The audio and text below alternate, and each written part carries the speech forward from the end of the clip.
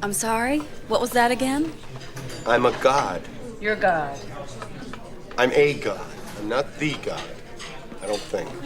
Because you survived a car wreck? You folks ready to order?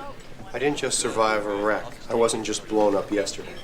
I have been stabbed, shot, poisoned, frozen, hung, electrocuted, and burned. Oh, really? And every morning I wake up without a scratch on me, not a dent in the fender. I am an immortal. Special today is blueberry waffles.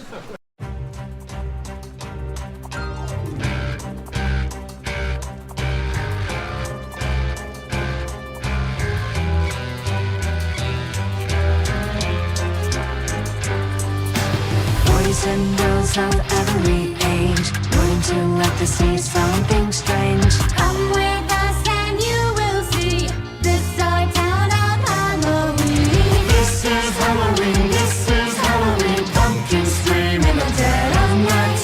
This is Halloween, everybody make a scene. Trick or treat till the neighbors paradise. Right, it's our town, everybody scream in this town of Halloween. I am the one. Welcome, idealistic Southern lawyers, to Geek Salad episode 242, every in-house, outhouse, and doghouse.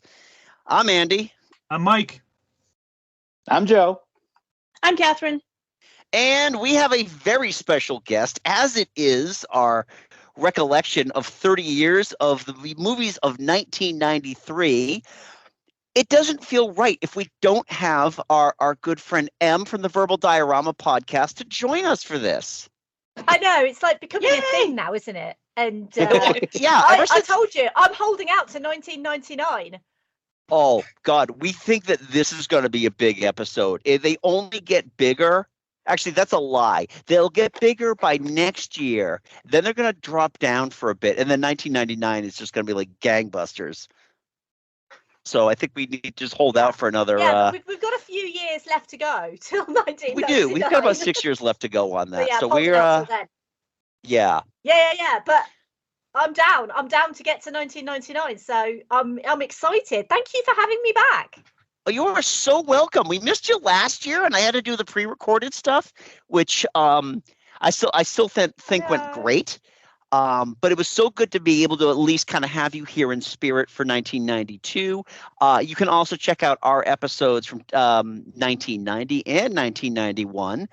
And also, I'm just gonna throw it out there right now. If you're not already listening to M's podcast, Verbal Diorama, please do so. At the end of this 2-part episode, we will tell you where you can find it and all that other fun stuff. But we have, oh my God, guys, we have a gigantic list of movies to talk about here, especially because we're changing things up. Normally, when we do these retrospectives, we do them where we talk about the domestic top 10 first, and then we go into the kind of the and the rest.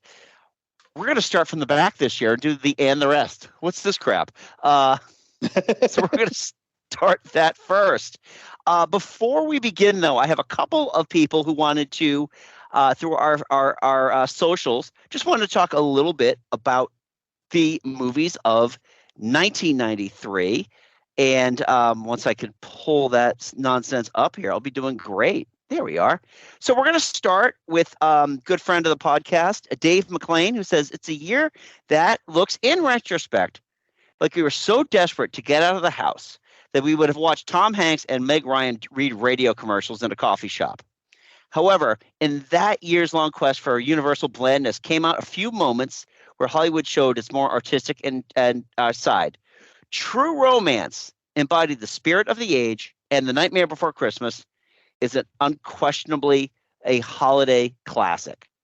So, folks, Dave's already thrown the gauntlet down here. We have to talk about, first of all, we'll start with True Romance. Has anybody besides me seen True Romance? I've seen it. Yeah. Okay. What are your thoughts? Everybody else? It's a very Gen X movie, is the best I can say. Okay. It really kind of embodied the peak of the grunge era, or as the grunge era was peaking. It's very much that aesthetic, and that very much that Gen X aesthetic. I have to pause and wonder what would have happened if Quentin Tarantino was actually allowed to direct this movie. Oh Because my he wrote God. the screenplay to it. And this came dead in between Reservoir Dogs and Pulp Fiction. Ooh. And I mean, it's got Tony Scott's, like directorial flourish all over it. Lots of close-ups, lots of smash cuts and zoom cuts and all that fun stuff. And I don't know. I like this movie. It's hard for me to love the movie only because there's always going to be that lingering question of what could have been. You know what I'm saying? Mike, Catherine, M, have any of you seen True Romance with Christian Slater and Patricia Arquette? No. I don't recall. If I did, it was like in college, and I don't remember it. Okay. I mean, it is a. Sorry, Catherine, go ahead. I didn't see it in theaters. I would have watched it on like college cable or something.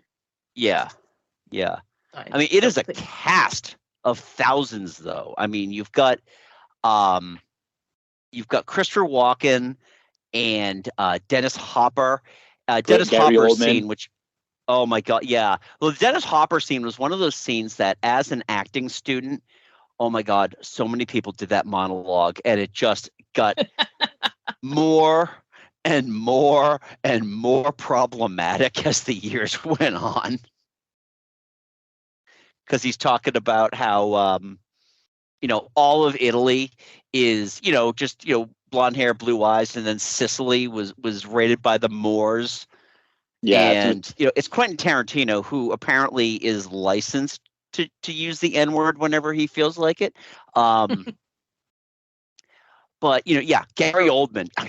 This is like the first time I really loved Gary Oldman in a role, because he just plays like this dude named Drexel, who is just he's a Rasta man, but he's like, he really is the coolest guy in the room, and he's only in one scene. And there's Brad Pitt. Brad Pitt is, is just at stoner level at this point. And oh my God, Bronson Pinchot is in this movie. Yeah, it's pretty star-studded. Perfect Strangers, Bronson Pinchot. Well, yeah. Well, let's not forget he was also in Beverly Hills Cop, so it's not that. Yeah, that's true. I just saw him last night in an episode of Our Flag Means Death too, and I'm like, who is that? Oh my God, it's Balky. So then Dave also brings up, and I know we're going to take a little bit of time here, because we can refer everybody back to M's amazing episode from last year on this movie, as well as Mike and my retro review from a few years back on our YouTube channel, The Nightmare Before Christmas.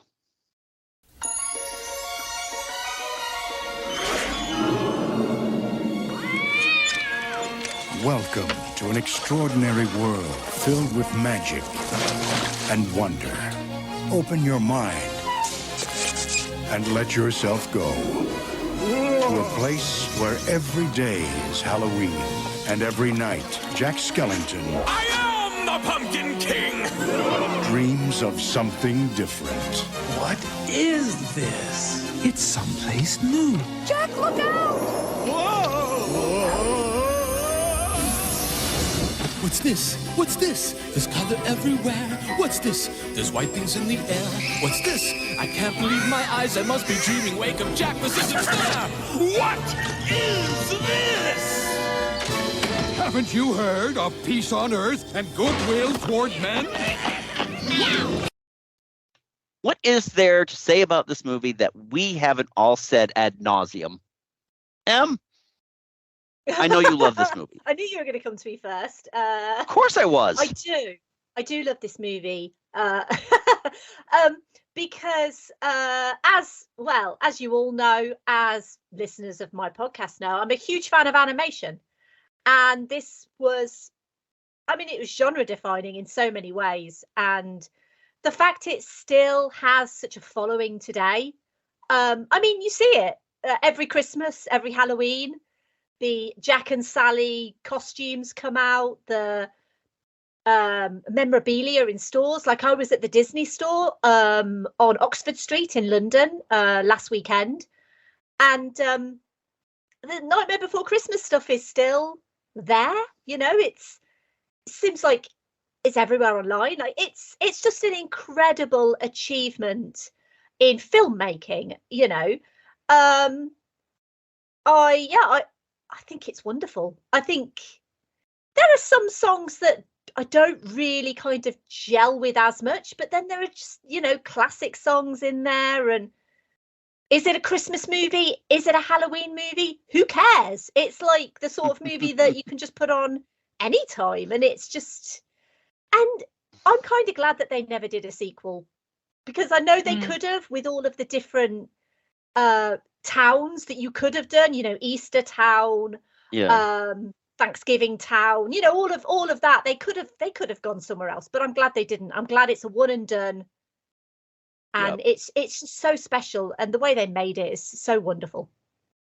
Yeah. And this is a warning to all of you: do not go on to Google and search for Nightmare Before Christmas fan fiction.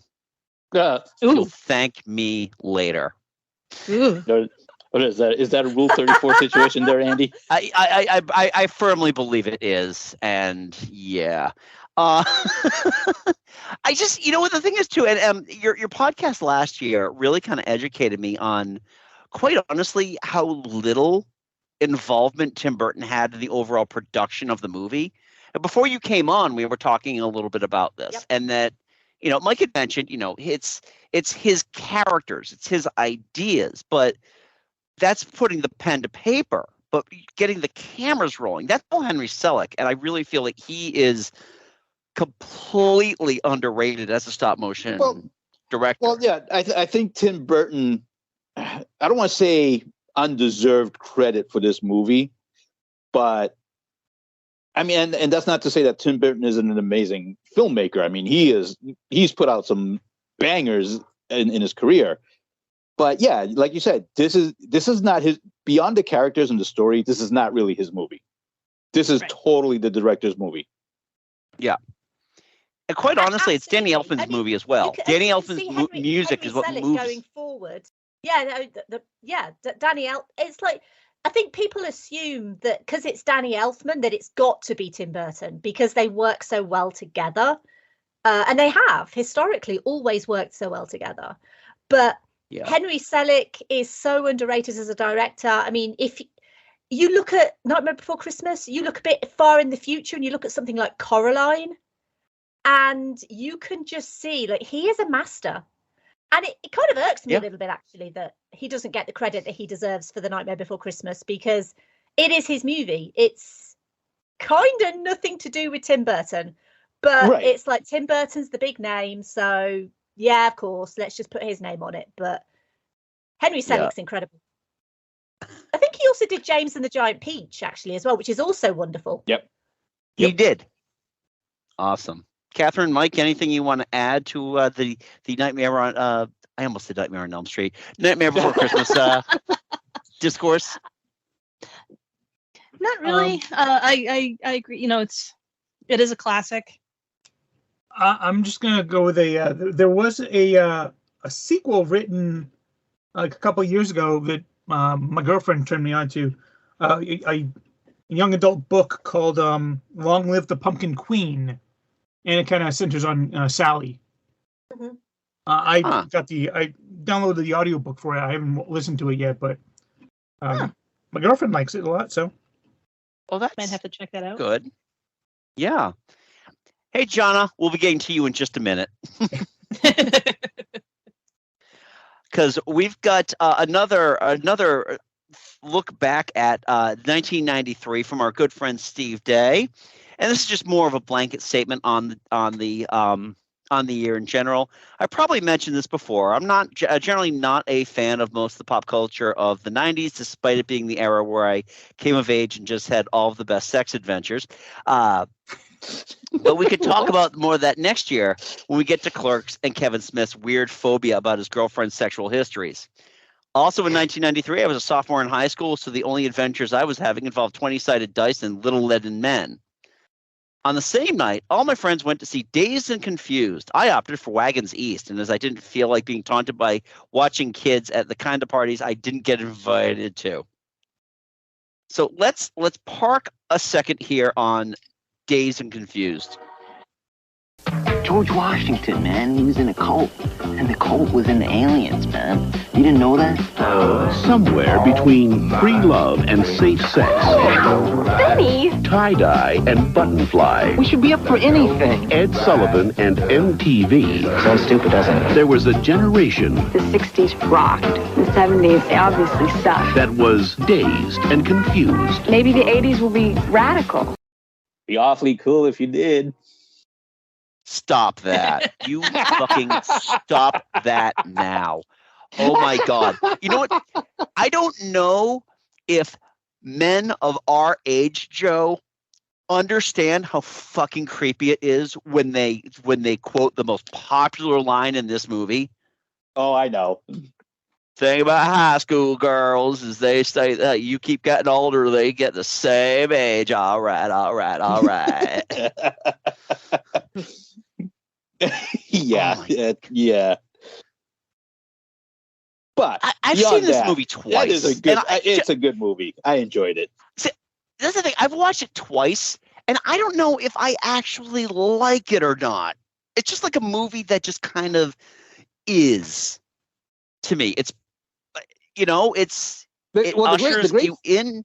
The great thing about it, though, is that beyond Matthew McConaughey. Well, I don't know. Was Matthew McConaughey a star by then? But you're seeing a lot of like. I mean, this was a breakout movie for a lot of the current day superstars. Yeah.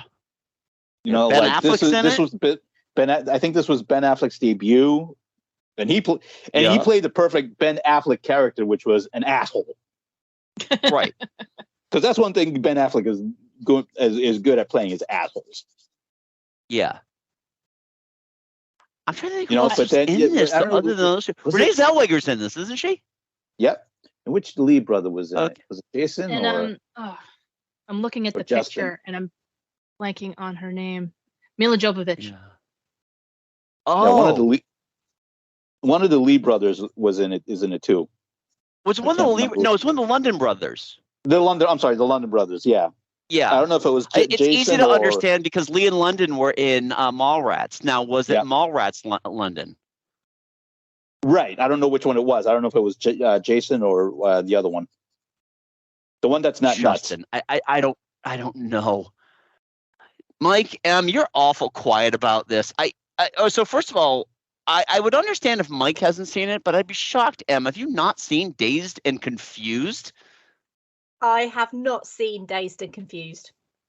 To be honest, the whole, all right. I didn't know where that came from until now. I didn't know. Geek Salad. We're an educational podcast. I knew it was like a line. I knew it was like a. I know. I'm. It's just I'm something literally on the dumbest person you'll ever meet. Well, no. The basic premise of the movie is that it's a high school story set in the 70s in the middle of Texas. And it's supposed to be like a coming of age story between like these seniors that are graduating and these freshmen that are becoming sophomores. It's a whole thing. But a lot of it is very 70s centric. So that's where like Matthew McConaughey's character kind of, in the context of the 70s, it makes sense. Yeah. Yeah, Matthew McConaughey plays like the guy who graduated years ago, but still hangs out with high school kids. It's because that's weird. Not creepy at all. I was going to say, and that's the thing is, I've heard many adult men say that line about how you keep getting older, they stay the same age, and it's like, take a step back. I mean, this is just. It's like having a conversation with Tobias Funke. It's like just record the things that you're saying and play them back and listen to them and realize the context. So, yeah.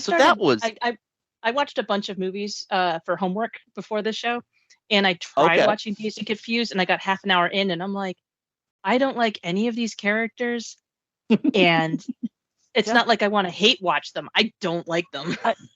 I just don't know if I like, and that's the thing. I just don't know if I have an opinion one way or another about this movie. It is a movie that happened.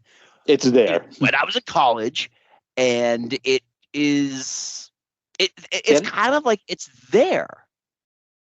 See, I didn't watch it until like 10 years after it came out, because I didn't even know it existed until Diane and I started dating it, and I was like, oh.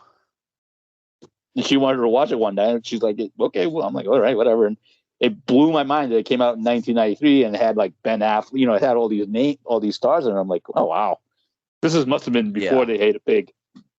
So anyway, that's Dazed and Confused. I think we need to move on with some of our feedback that we got on Twixter, because I'm not refusing it to call it by its real name. You're dead naming Twitter. You're dead naming X. It's still Twitter. It's fine. Just yeah. Exactly. He can dead name his own kid. I can dead name his stupid app. So anyway, we've got Kurt Smith at Swayze of Arabia, friend of the pod. El Mariachi is a good deep cut from Robert Rodriguez. Kurt, I gotta just put a pin in that real quick. And I'm sorry to call you out on the show. El Mariachi came out in 1992, I think the same week as Reservoir Dogs. Yep.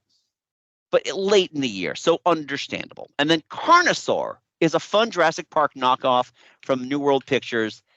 And, here's one we could park on for a second. Last Action Hero was incredibly underrated, and one where people didn't get that it's satire. Last Action Hero, folks. I think Who's Last seen Action that? Hero is a masterpiece. I think it's I genuinely think that it's a movie that has only got better with time. Okay. I love it. I think it's so much fun. I really do. I think it's brilliant fun. And it's just such a shame that it didn't do better. Because it deserves to do better. I mean, we weren't living in an age. It is annoying as anything. Oh yeah. Well, that's the thing, Em. We weren't living in an age back then when it was like, you really had to just spray paint it in big red letters. This is satire, for people to understand that it was satire back then. Especially for something of that size of movie. A smaller movie, had it been like released on the scale of something like a Dazed or Confused, it probably would have been considered a cult hit because it's satire of action movies. But to kind of expect, as a friend of mine calls it, the mass ass to understand that it's satire, it would take a lot more legwork to convince them that satire instead of what the hell am I watching? So like I had a few thoughts because I'd never seen this before, like last month. And I didn't realize that Jurassic Park 2's reference to Schwarzenegger as King Lear was a shout out to The Last Action Hero. They made the mistake of releasing that movie the week after Jurassic Park. That explains it. Yep. Well, a lot. There's a lot that goes into explaining it. Mike, what were you saying? And it was a week before Sleepless in Seattle. Oh, jeez. Yeah, I just didn't much like it. I didn't. There were good parts about it, but for the most of it's just it. I don't know. It tried too hard, and it just did not work out for me. Yeah. Oh, I think you and I talked about that like 2 years ago in our review of it. And for me, it was like, I can appreciate the satire now watching it. And this is the era when everybody, Steven Seagal was still putting out movies that were being released to cinema at this point. So everybody, it was just like, I don't know if it was too on the nose or not on the nose enough for me at the time. I can appreciate it. It is quite literally a popcorn movie. But yeah, it's just, I think for the time, I didn't dig it at the time.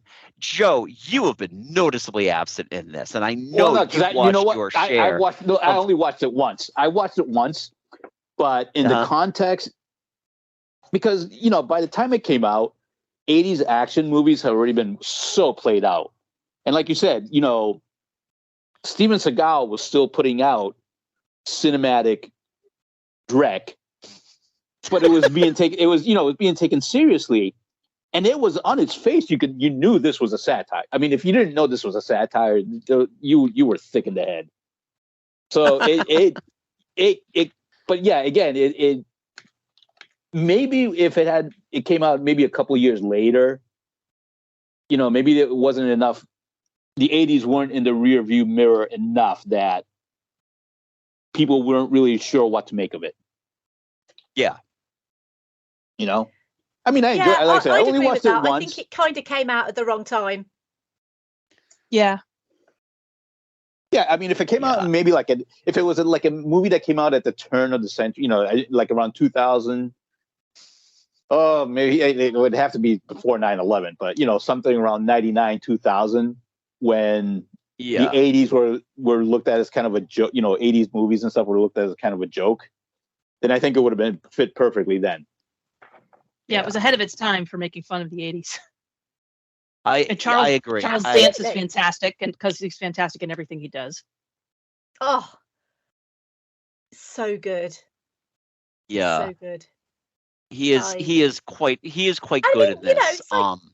Sorry, go ahead. And the thing is I think Schwarzenegger kind of gets a bit of a bad rap sometimes for his comedy. It's like for every twins there's a junior, all of that sort of stuff, and it's like I feel like sometimes people kind of underestimate Schwarzenegger for his comedy, but I really do think like he's having a great time making that movie. He's sending himself up. He knows, like Schwarzenegger knows what he's doing, and I think he's terrific in that movie because he can get yourself a guy who can do both. He can do the action star and he can do the comedy, and people don't think he's a funny guy, but I think he's a really funny, smart guy. And I think he's funny. I mean, okay, like Conan the Destroyer, a bit varied, but right. No, he knows he knows what he knows where he gets his paycheck from, but he also understands. He's if you've ever watched him do his little shorts and stuff on like Instagram or Twitter and stuff like that, he's very self-deprecating. He knows how people think of him and look at it, and he plays into it and he has fun with it. Yeah, one thing that my coworker and I talk about a lot is that Schwarzenegger is a better action star and a better comedy star than Stallone. Oh, by miles. Oh God, yeah. Stallone's comedies fall much flatter than Schwarzenegger's do, but we both think Stallone is a much better actor. Yeah, in terms of drama, I mean, I can see one it. One of the two has been nominated twice for Academy Awards, and it's not Schwarzenegger. That's true. That's true. Yeah, it's tough. I feel like it's realistically too. By the time Stallone started like going back into the Rambo franchise, Schwarzenegger was out of that. He's doing like these high concept sci-fi action movies, and they really were kind of working worlds apart from each other. So seeing them kind of get clumped together, in a lot of ways, I feel is just kind of disingenuous.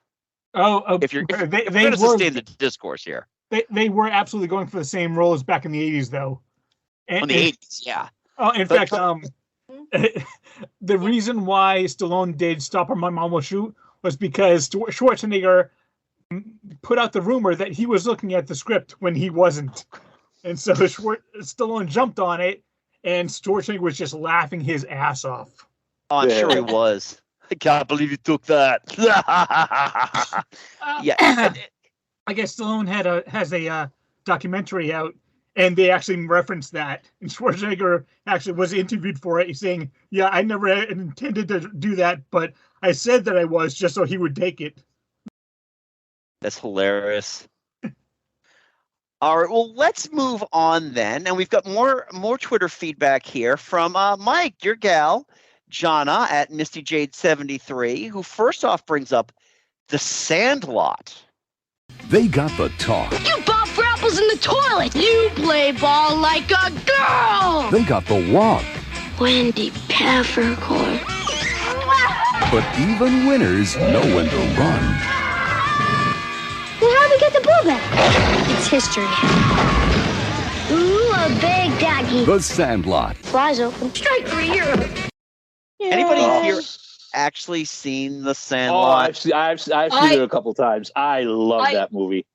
I own this on DVD. I watch it fairly regularly. I think I've seen it like I love this once movie. or twice.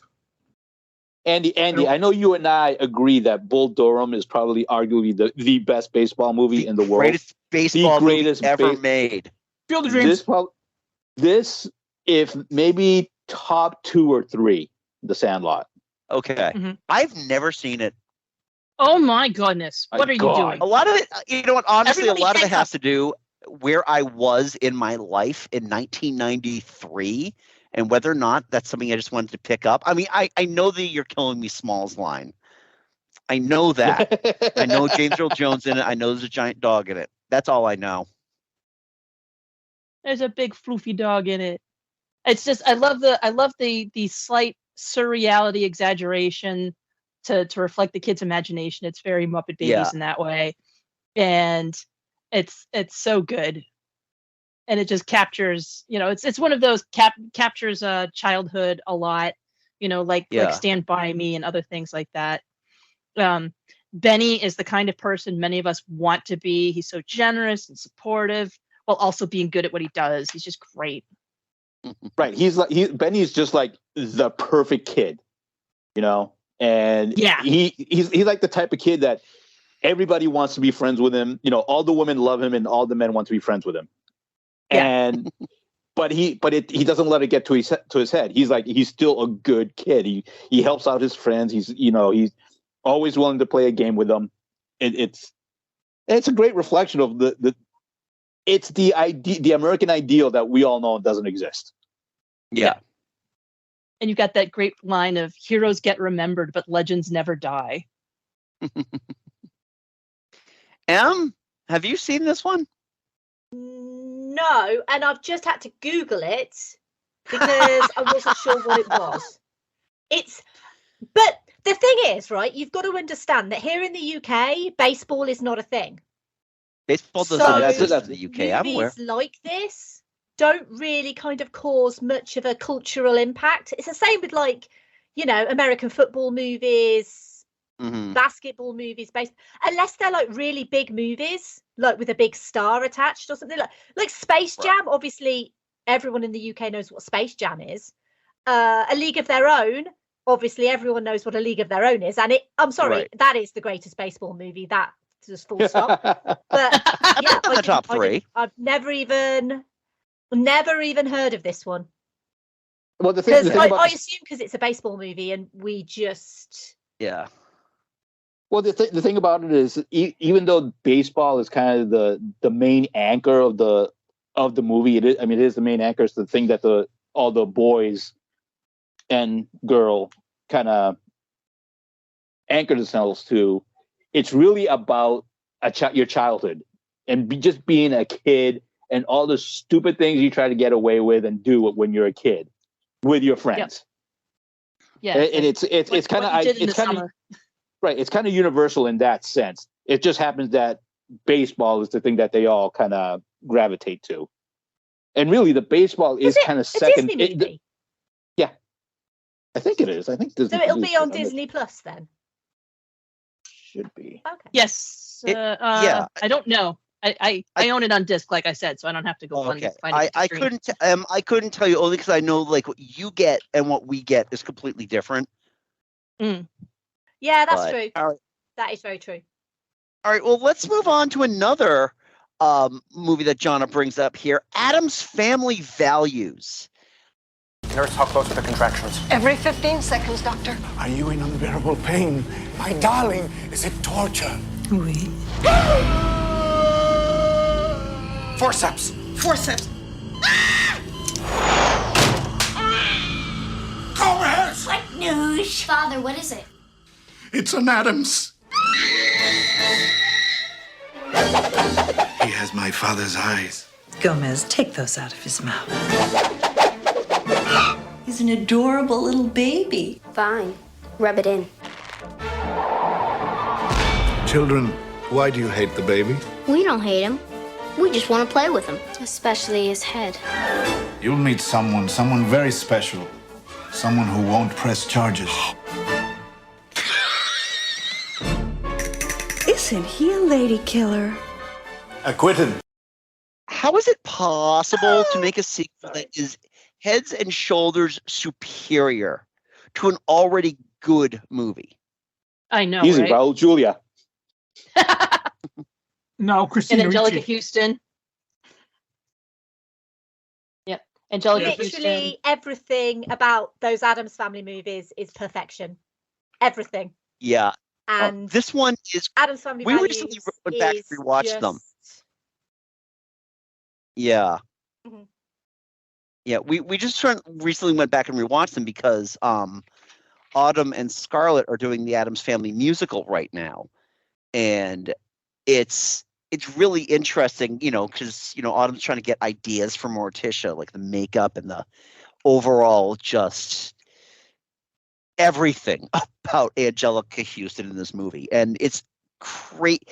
What I love about this movie, Em, and I think you may have mentioned this on your podcast about it, that the lights, they do that soft focus light on her eyes in every scene that she's in. Every interior scene she's in, Yeah. she's specially lit for it. I think. Yeah. I always, you know what? I always saw that as. I'm sorry. No, I always saw it when you talk about every time they shot Angela Houston, just her solo. I always saw that as being how Gomez sees her. Yeah. That's through his eyes. Because the one thing about the Addams Family is they are Gomez and Morticia are basically the perfect embodiment of married love. Mm-hmm. Yeah. And Yeah, I always they're thought couple goals. That's what everyone wants. right, and the way that gauzy look that she had, I always thought, because it's always on when it's a solo shot of her. It's not in a group shot or anything like that. It's always a solo shot, and when she's talking to Gomez, so I'm thinking, okay, we're seeing her through Gomez's eyes, and to him, she's perfection. That's a really good point. I think one of the reasons why Addams Family Values actually kind of defies expectations and is actually a little bit better than the first Addams Family, which, again, still a great movie, is that after the first one came out, the studio realized, oh, we've got real stars in Raul Julia and Angelica Houston. Their chemistry is off the charts, but Christina Ricci was easily the standout of the first one, so they decided to really beef up her part, and it just worked out so well. Yeah, but they still kept other characters, they didn't throw everybody else out. Yeah, no, about her. They made a full movie.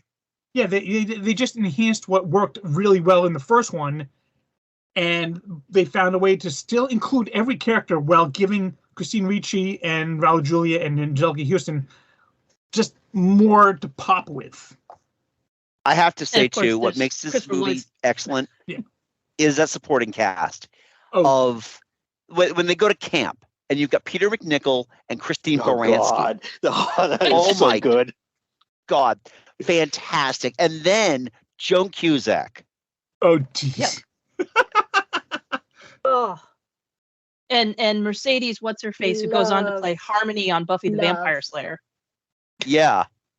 Yeah. You were saying, I heard love on there. Yeah, sorry, there's a huge delay, I think, because every time I talk, then one of you responds 10 seconds later. So I think there's just a huge delay on the line right now. Perhaps. But we're just gonna motor on, and I'll just pipe up every so often, and then eventually you guys will hear what I'm saying. It's the internet. This is I need to wind up the internet over here in the UK. I need to put some batteries in it or something like that. Hi, editing Mike here. There was about a 3 to 5 second delay between us and Em, unfortunately. But the reason you're not hearing it is because I'm going through and editing it out. So hopefully it'll be less annoying for you than it was for us. Yeah, so Joan Cusack is like one of the most incredible villains that I think has ever been put to screen. Debbie is so deliciously unhinged, and I love her so much. All I ever wanted was a ballerina Barbie in her pretty pink tutu. My birthday. I was 10. And do you know what they got me? Malibu Barbie. Malibu Barbie. The nightmare. The nerve. That's not what I wanted. That's not who I was. I was a ballerina. Graceful, delicate. They had to go. It's just everything about the Addams Family, like both of the movies, because I love both of them. I'm such a huge fan of both of those movies. But I find it really quite nice, actually, because, you know, society tells us that we need to be normal. You know, oh, you have to conform to society's standards of how to look, how to dress, you know, who to hang out with, all of that sort of stuff.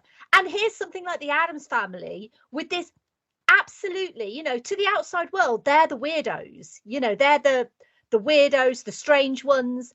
And yet they have like the most wonderfully healthy, loving, sexual marriage. You know, their children are happy and well adjusted. And yeah, they tried to kill each other, but you know, it's fine because kids do that. Honestly, the thing is, the production issues on the Addams Family as well, and to an extent, Addams Family Values. It's like these are movies that should not exist, and yet they do, and they are pretty damn perfect. Like Barry Sonnenfeld. He's never gonna. You're never gonna say that a director like Barry Sonnenfeld is going to be up there with like Scorsese or Spielberg or anything like that. No one's going to be talking praise about Barry Sonnenfeld.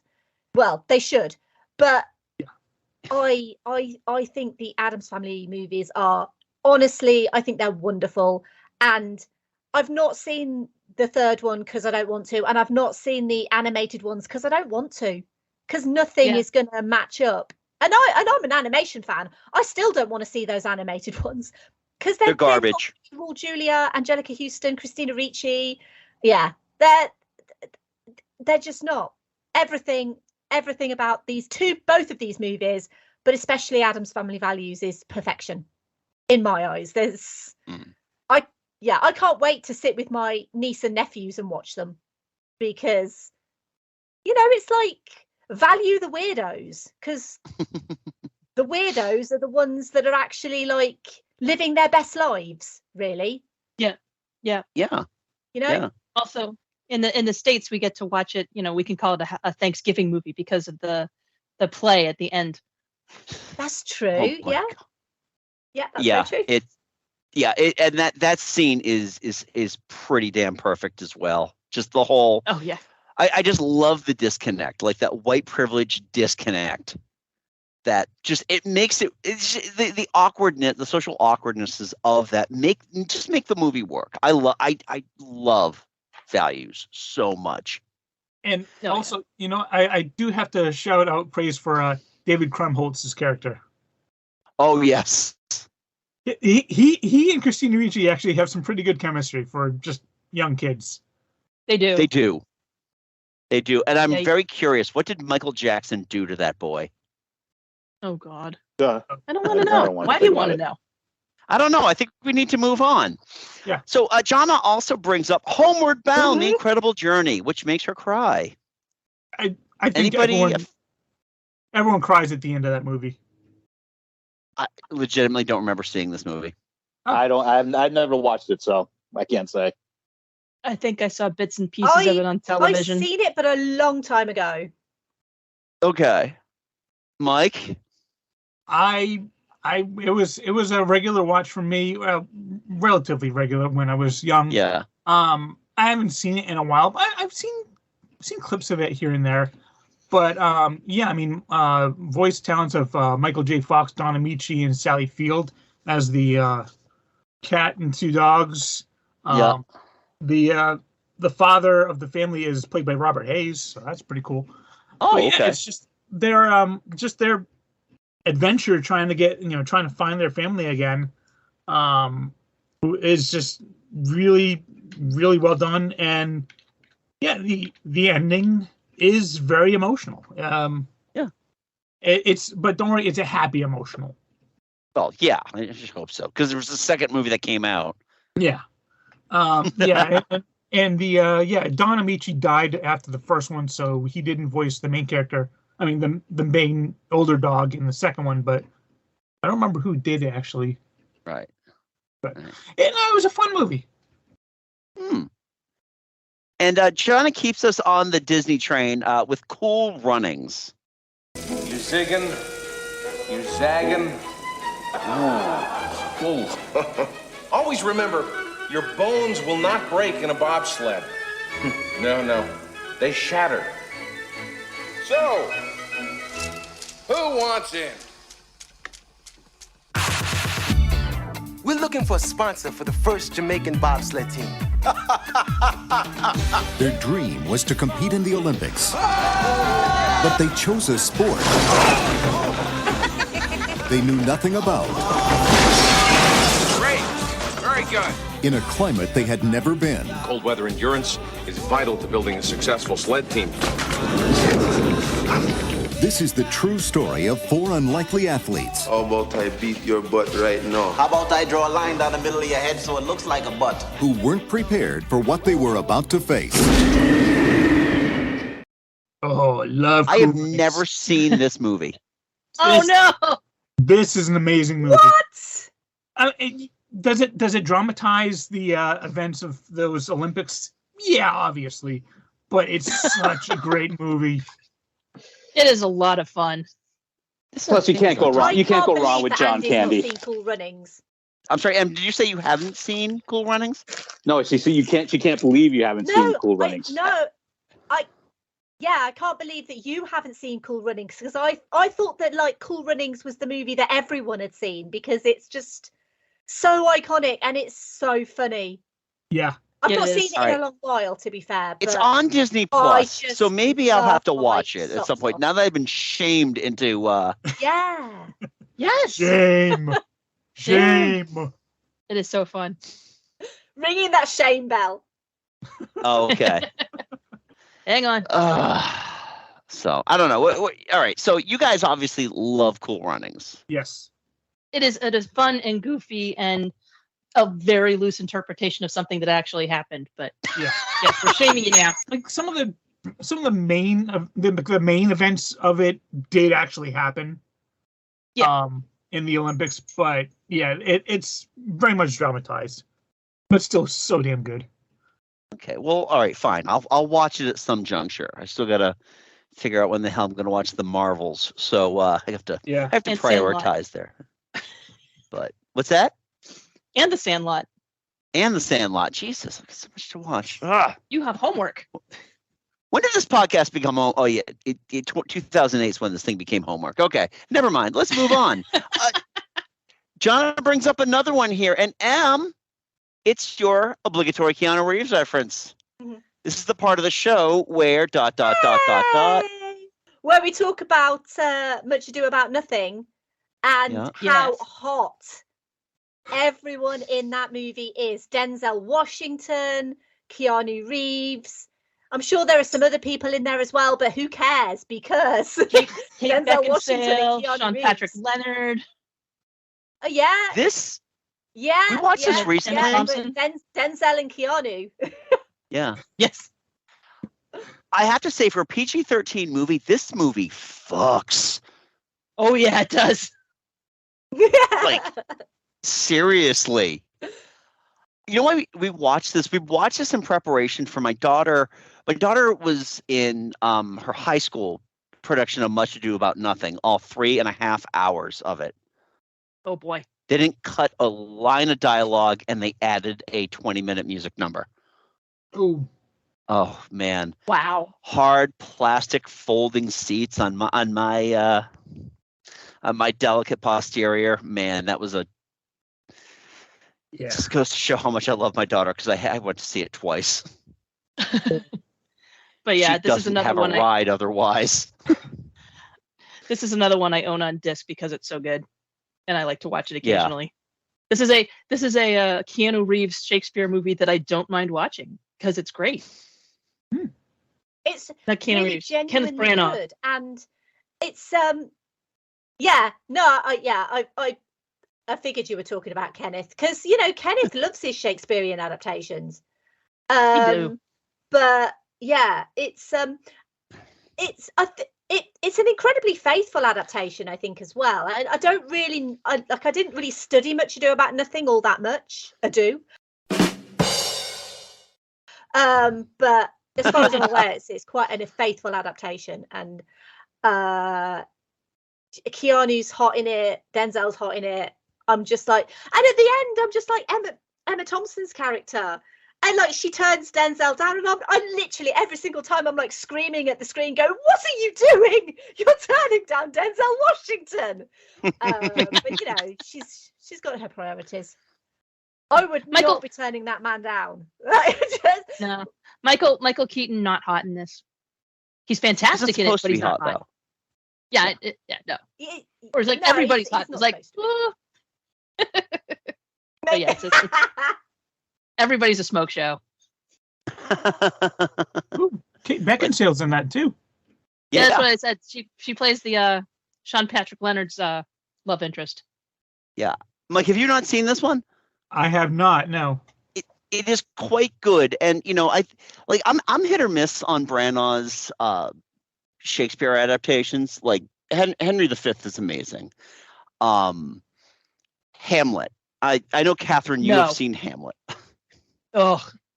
There is a great bit in I think it was a Blackadder Millennium special. It was like right around 2000, where he invents a time machine and he travels like between all the other Blackadder like eras, and he ends up in Elizabethan England, and he runs into William Shakespeare, who is played by Colin Firth, and he punches him in the face.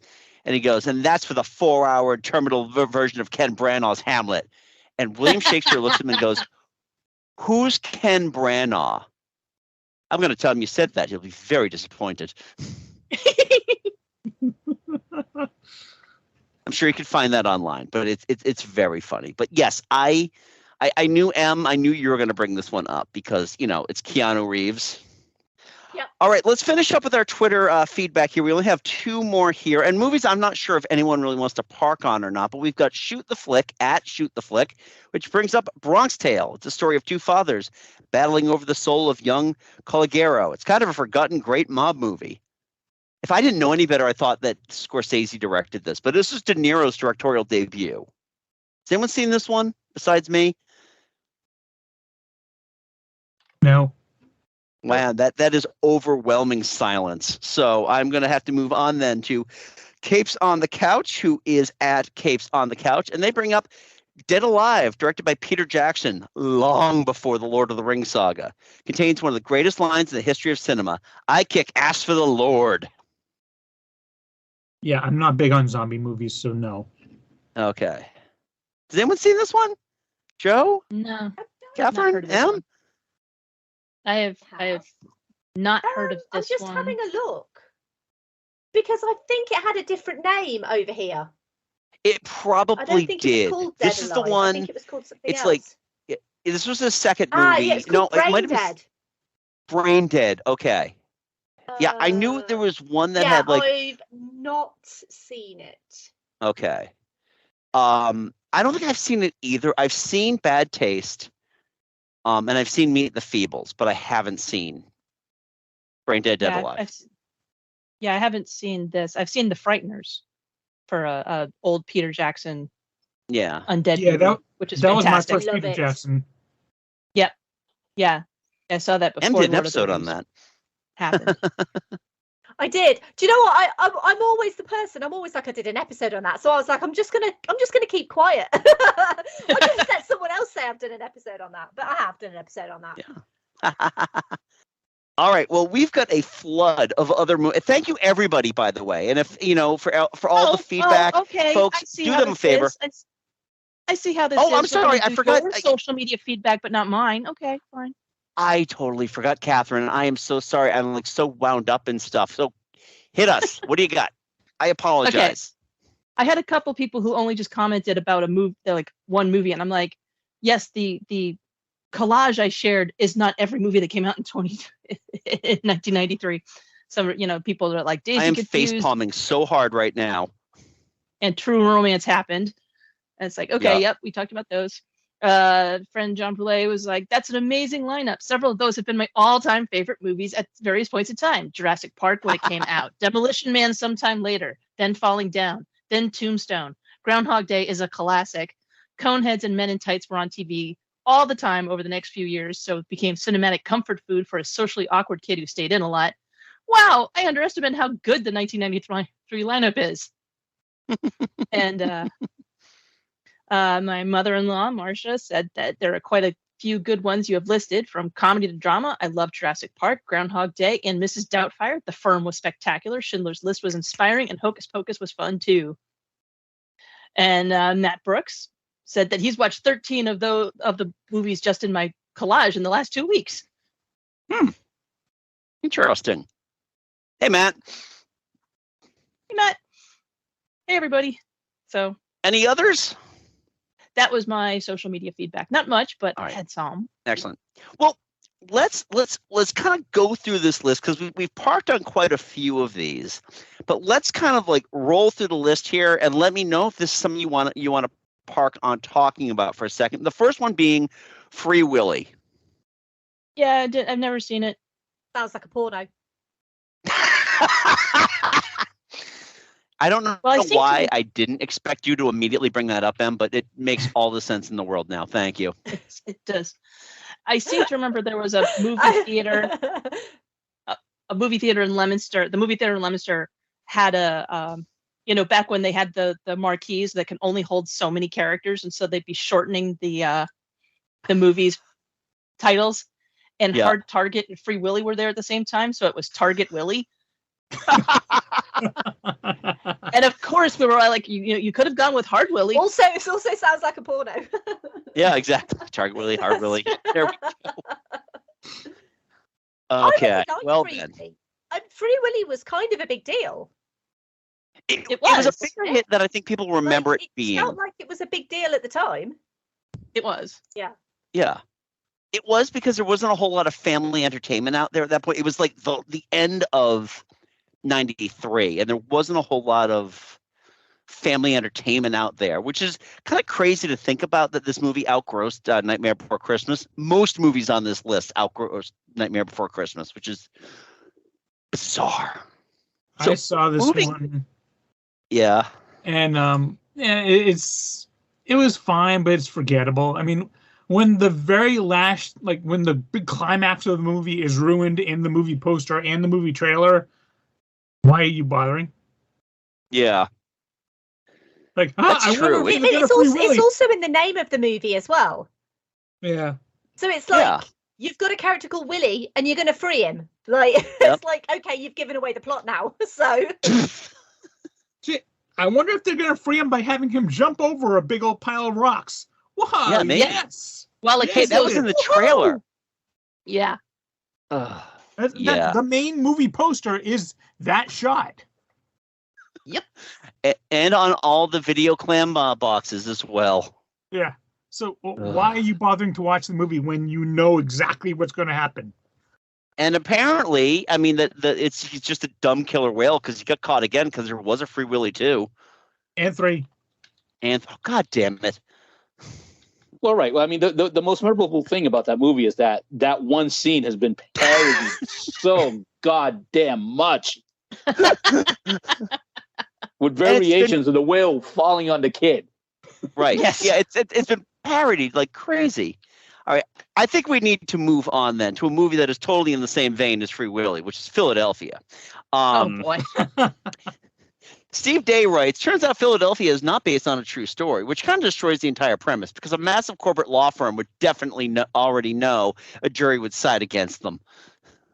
Has anybody seen? I watched this movie when it first came out. I watched this I've seen ages ago. I've been thinking about rewatching it. I just ran out of time. It's not an easy watch. No. No. You don't watch this movie for kicks. No. It's a weird movie too because it's it's very progressive for the time. Mm-hmm. But it's what's weird about it is Tom Hanks. I mean, I think this might be Tom Hanks's best performance ever. Just hands down, might be the best thing he's ever done. But everybody surrounding him, especially, and I feel bad saying this, Jason Robards is like, if he had a mustache, he would be twirling it.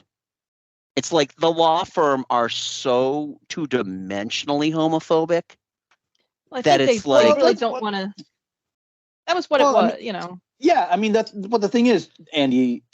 Yeah, the culture that was our culture. That was the culture we grew up back then. I mean, right. It really we look at it back now, with the benefit of 30 years hindsight, and it looks comedic and villainous, and it's like, oh yeah, but we kind of gloss over the fact that when we were living it, that was the reality. Yeah, and it's just like, okay, yeah, we were idiots back then. Yes, we were. Mike, any thoughts on Philadelphia? Have either of you seen this one? Never saw it. Okay. Nope, never seen it. Okay. Well, let's move on to one I know an easy watch. Yeah. No, it is not an easy watch. But again, I will put hand to Bible here that this is Tom Hanks's best performance ever. That scene when he's describing the opera is so intense, and it's an amazing scene. And his Oscar win actually inspired the movie Inside Out. Which we'll talk about when we get to 1997. But moving on this list. Wait, what's that? Inside Out? Yeah, in and out. In and out. Sorry. God. How does Pixar have a connection to this? It doesn't. And I'm just, it's 3 p.m. here in the U.S. and I'm just like, why am I so tired? So let's move on here to a movie that I know all 5 of us have seen, Groundhog Day. So let's move on here to a movie that I know all 5 of us have seen, Groundhog Day. Groundhog Day! Groundhog time. 1,000 people freezing their butts off waiting to worship a rat. Weatherman Phil Connors is spending the day in Puxatawney, Pennsylvania. Phil? Ned Ryerson. I did the whistling belly button trick at the high school talent show. Bing! Bing! But Phil's about to find out he's not just stuck in Puxatawney. Will you be checking out today, Mr. Connors? Chance of departure today, 100%. He's stuck Groundhog Day! in Groundhog Day. I'm reliving the same day over and over. Phil? Ned Ryerson? Bing! Do you ever have deja vu, Mrs. Lancaster? I don't think so, but I could check with the kitchen. I had never seen this before doing homework for this podcast. Really? I had never seen it. This is a comedy classic with a K. Easily Bill Murray's best movie. Yeah. Yeah, it was great. I just had never seen it, never been super motivated, and then everybody's like, you have to watch it. And then I ran a Groundhog Day like adventure in D&D, and so it was like, okay. And then it became homework for this, and I was like, it is time. I've now seen it. Nice. I saw it a few weeks ago. Yep. And what are your thoughts on this one? I mean, it's kind of one of the quintessential time loop movies, isn't it? It's like the movie that everyone goes to when you talk about time loop movies. And it also feels very quintessentially American as well, with the, the setting and everything like that. Like, it just feels like I know obviously most movies are American. I know that sounds weird, but because they're all made in America pretty much, but it feels very American, like it. Yeah. I can't really explain it. I'm not explaining it very well, but yeah, the only thing I would say is I do love the movie. Like, it's hilariously funny. I've not seen it in a while. I don't know how well it holds up in a sense of the fact that he is like in a constant time loop, and he's obviously trying to his relationship with Andy McDowell. I don't know how that holds up with a modern lens. I suspect probably not well, but like I say, I've not seen the movie in a while, so. But I do remember finding it absolutely hilarious. I think it is one of Bill Murray's best movies. But, you know, it's like Ghostbusters is one of Bill Murray's best movies, but doesn't particularly hold up very well for the character of Peter Venkman. So no, like, not one bit. Maybe with a modern lens, like his movies just don't hold up for me. But I don't know if anyone can kind of talk on how they felt about, does it hold up to a modern lens? But I watched it about 2 years ago, and I think this has held up extremely well. You know, you'd mentioned the whole thing with his relationship with Andy McDowell, and it's interesting because I don't feel like it oversteps a certain boundary at any point. Only because there's that opportunity for him to get to know her. At the beginning of their relationship and the start of like his pursuit of her, that's it does step over a few lines, but that's kind of like the point of it, to just show like where he starts and then show his personal emotional growth to see exactly. I mean, I really think that just his growth in this movie is by far better than anything I've ever seen him in. Yeah, it really is, and the beauty is too is that something like this I don't believe had ever been done prior. Like, that concept is so wild and original that's why this movie holds up, and it kills me this movie didn't end up in the top 10, because people are. I mean, when we talk about the top 10 in episode 2 of this, we're gonna be talking about movies that we forgot existed, but. To us here, February 2nd is the day everything repeats, because it's Groundhog Day. I also love that they never give a reason for it. Yeah, me too. It just happens. Yeah. Apparently, according to the writer, he goes through like a million years. It's something incredible. His character is it's such an like asshole. 200 It takes years him or something like that. Million years to learn to be a better person. I've also I've never looked into this, but I've heard that the amount of if you actually take every single bit of all of the times he's redone it, it actually comes out to about 6 weeks, which is 6 more weeks of winter. But yeah, that's really funny. That's what they measure out, but that's only what they show you, because there's also a lot of montages, so it's right. So let's look at some other movies here. So anybody got anything to say about Grumpy Old Men? Because I kind of feel like it's a forgotten piece of the 90s. I mean, it was good when it came out and it was funny, but it's forgettable. It was just good to see Walter Matthau and Lemon and, together again. And Lemon again for kind of a last hurrah, or the first of the last hurrahs, because I was going to say they did like 5 movies together after this one. Yeah, including a second Odd Couple, which I don't get, but yeah, they will. Let's move. Dave. Anybody besides me seen and love Dave? I love Dave. Joe. Yeah, I didn't see it. Oh. Is that the one where he's the president? Yes. Yeah, Kevin Kline. He looks just like the president, so he has to stand in for the president. Oh, the president has an affair. Yeah, and then the president. I've heard about it, but I've not seen it. Oh, it's so sweet and charming. Yeah. It's a cute little rom-com with Kevin Kline and Sigourney Weaver. It's adorable. I once caught a fish this big. Oh, he's got the big robot hands doing that. Yes, I love that. It's my favorite. But it's just so, it's such a great, I mean, it's a good feel-good movie, and I'm not a huge feel-good movie fan, but oh my God, just if you're feeling down, try to find this movie. There's a great bit in it too with Ving Rhames. This is one of the first things I ever saw Ving Rhames in. Yeah, Ving Rhames is so good. Yeah, he's playing he's his secret surgeon, his Secret Service agent, like the guy who's assigned to be his body man. And he knows what's going on. He knows that while they try to keep the whole ruse under wraps, he knows.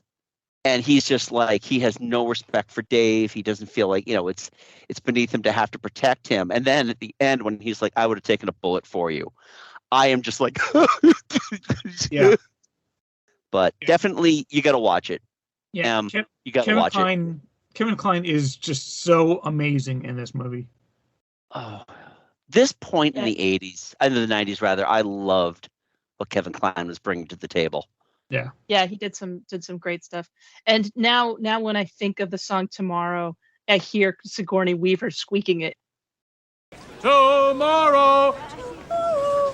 I love you. Tomorrow, it's only a day Away, bum bum bum. Tomorrow, tomorrow, we love you. Tomorrow, you're only a day away.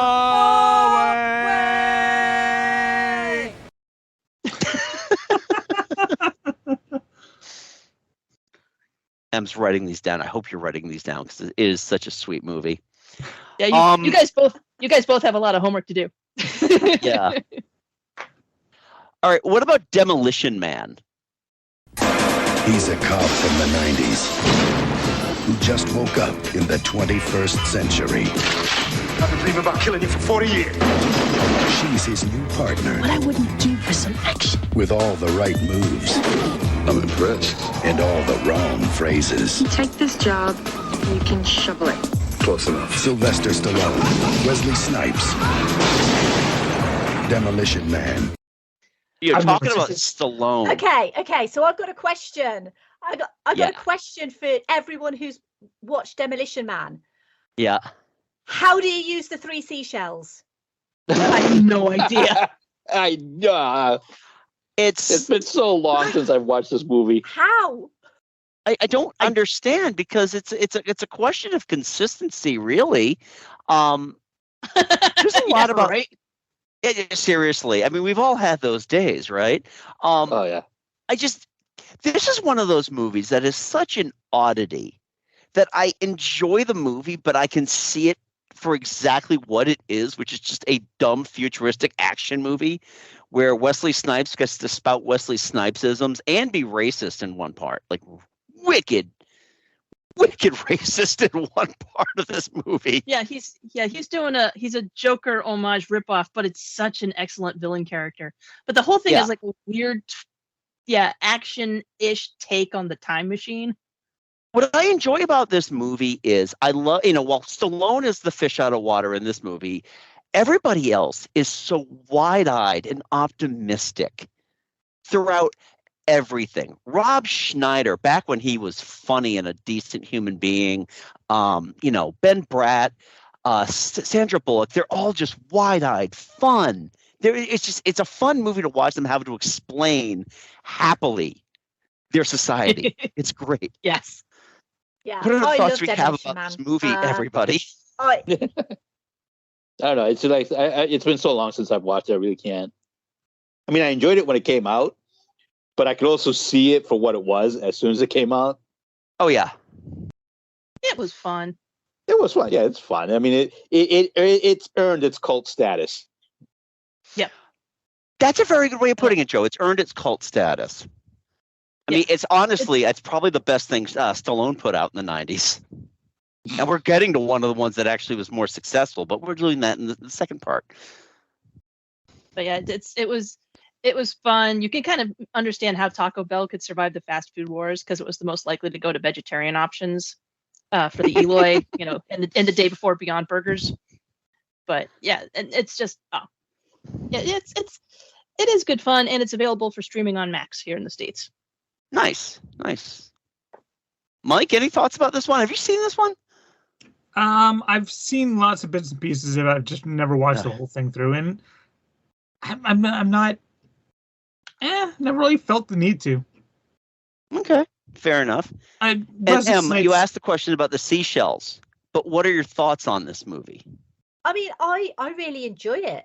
I think that I completely agree. You know, I think that the whole Stallone being the fish out of water, and I especially love Sandra Bullock because I think this was like her first big role as well. People think it was Speed, but Speed obviously came out the following year because, you know, Keanu.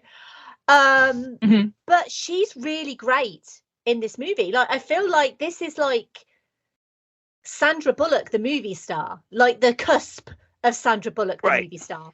And Wesley Snipes is a lot of fun. And yeah, I feel like the 3 seashells thing is just like, it's just one of those questions that like permeates in pop culture. Like everyone just wants to know, like, what is it with the 3 seashells?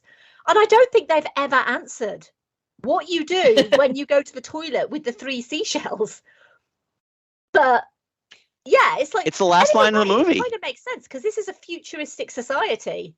Clearly there would be like paper shortage in the future, and that the idea that you don't have actual sex with each other because it's unhygienic and gross, you actually have like virtual sex, and you know that's just the orgasmatron from the stuff nowadays. So yeah, it's the orgasmatron from that Woody Allen movie. Yeah, which name? I can't remember the name of that one. Sleeper? I think it's called. Yeah, Sleeper. But yeah, and you know, it did predict the toilet paper shortage that we had in 2020. You know, because apparently bidets are not a thing. And they went with seashells and not bidets. Yeah, seriously. We installed the bidet. Oh yeah, we've had one for a few years now. Love it. I can't live without it. I really truly can't. No. But anyway, I think we need to move on here as we are running long on part 1 here, and I still want to get to part 2. So we've got, oh man, all right, here's another one, Tombstone. From Hollywood Pictures. I want your blood. The Clanton gang figured they owned the town. But they never figured on Wyatt Earp and Doc Holliday. Maybe you better swear me in. Together, they brought justice to the West. You tell them I'm coming! And hell's coming with me! Tombstone. Love it. Own it. Love it. On it. Love it. Great movie. Better than Best Western of the 90s? Better than the Kevin Costner one. Oh, absolutely. Oh, it's so fantastic. Way better so much better than Wyatt Earp. Oh yeah. Yeah. Mike, have either of you seen Tombstone? Nope. And easily Val. No, go ahead, Em. So I was just going to say it's on my to watch list. It's been on my to watch list for a long time because everyone always says about how fantastic Tombstone is. So yeah, it's on my list, but I've not got around to it yet. Probably Val Kilmer's best role. Absolutely. I I will not argue. You know what? I'll even do you one better. I think it's Kurt Russell's best role. Yeah. Ooh. Yeah, Kurt Russell's fantastic. And such a powerful, like, you know, the main cast is fantastic. The supporting Sam Elliott. cast. Yep, Sam Elliott, Bill Paxton. Yep.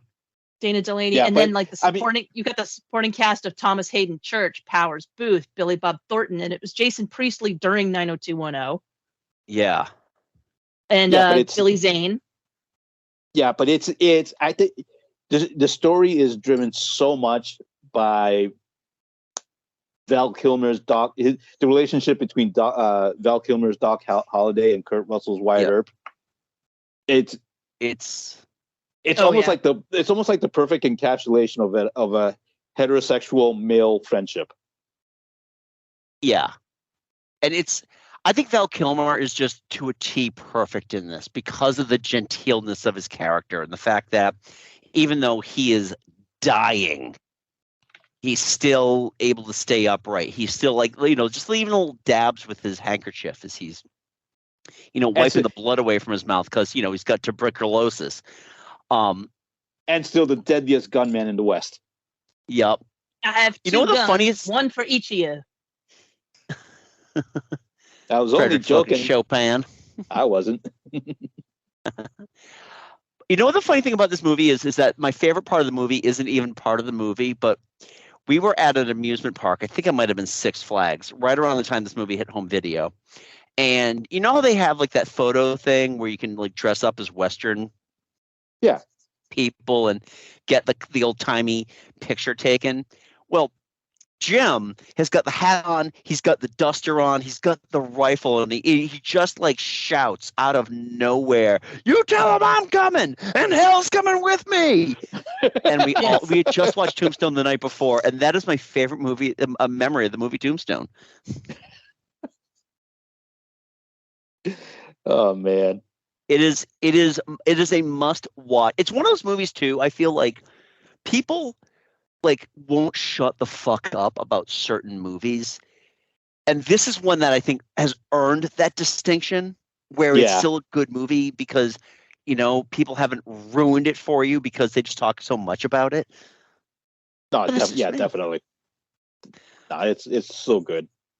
Oh, I forgot Michael Biehn in my list of the supporting cast, of course. Oh Huckleberry. yeah, I mean, you got half the Marines from Aliens in this movie, for God's sakes. So anyway, let's move on now to a movie, Three Musketeers. All right, moving on. Oh, come on. It's cute. Movie. It's cute. Oliver Platt. There was one time, like, we watched this a couple times in college, and there was one time that we just fast-forwarded, watched Oliver Platt, fast-forwarded, watched Oliver Platt. Whatever happened He's really the only one who got the assignment, isn't he? Yeah. Mike, you were saying you love this movie. Yes, I do. Okay. It's great. Let me ask you a question, Mike. Because very little to do with the book, but it's great. It bears the comparison because this, I think this was made as a response to Robin Hood, Prince of Thieves, which is the better movie. Well, this is by far the better movie. Okay, fair. M? I've not seen it, but a nice obligatory Keanu reference here because the director, Stephen Herrick, is the same guy who directed Bill and Ted's Excellent Adventure. So, oh my God, that's right. my contribution. Woohoo! Well, you just made Mike's day. No, I've not seen this. I've not seen this. There's been quite a few different adaptations of the Three Musketeers over the years, and I've not seen any of them. So. It's not really my thing. This one was made by Disney. Starred Tim Curry as Cardinal Richelieu. Had pretty much the Young Guns as the three amigos or Three Musketeers. The Three Musketeers. Well, it was I think by this time I'd gotten Charlie Sheen fatigue. So. Oh, okay. Well, there's another movie on this list we have to talk about that kind of alleviates that, but we'll get to that in a second. It's just, I don't know. It's just one of these movies that over the last like 30 years of Three Musketeers remakes, this is probably the best one. But the wigs in this movie kill me. The wigs are just dreadful in this movie. Everybody's wig looks terrible. I think the only member of this cast that I wasn't too crazy about was Chris O'Donnell as D'Artagnan. Man, that happens a lot with him, doesn't it? Yeah. This movie would have been fine if it weren't for Chris O'Donnell. Batman Forever would have been great, except for Chris O'Donnell. No, Batman Forever. No, there was no saving that movie, but he didn't help. Yeah. But hey, I'm trying to be nice. Again, Oliver Platt. He didn't actively hurt it, but. And Oliver Platt and Tim Curry, it's amazing that there was any set left because they chewed all of it. And Rebecca De Mornay was ridiculously hot in this one, but I think she's ridiculously hot in a lot of things. Yeah, that's not too hard for her. Anybody in a French corset from that era is going to be hot. Yeah, exactly. So let's talk about the movie which is the cure for the Charlie Sheen fatigue, which is Hot Shots But Dieu. I watched this one. Yet another sequel that's actually better than the first. And the first one, I enjoyed the first one. Yeah. First one's still great. I agree with you, Mike. I hardly agree with you. I know I can't remember. Which one of these did you like better? See, it's really difficult for me because whenever I do like a double episode, there's always a reason why I do a double episode, and that's usually because like I love both of the movies like pretty equally, and I have such a fondness for both Hot Shots movies. I feel like maybe Part Deux is the one that I've seen more maybe than the other one, but it's just, I feel like they knew what they were doing after they did Hot Shots, and they were just like, yeah, let's just do more of this because this is what people want to see. And I just think I think those movies are so much fun. And it was back when like parody movies could actually be parody movies, but it was also kind of pretty much the end of parody movies as well. You know, it take away like Scary Movie and all of those that kind of came in like 2000 onwards, and then parody movies have just kind of become crap now. But these were like some of the last great parody movies. Well, this is I mean this they is still from they still hold up, you know. Well, this is the end of the great Abrams brothers run before one of them completely lost his mind. I mean, like Em said, there were some great parody movies, like, you know, of course, Airplanes, Naked Gun series, and stuff like that. And this kind of marked the end of it.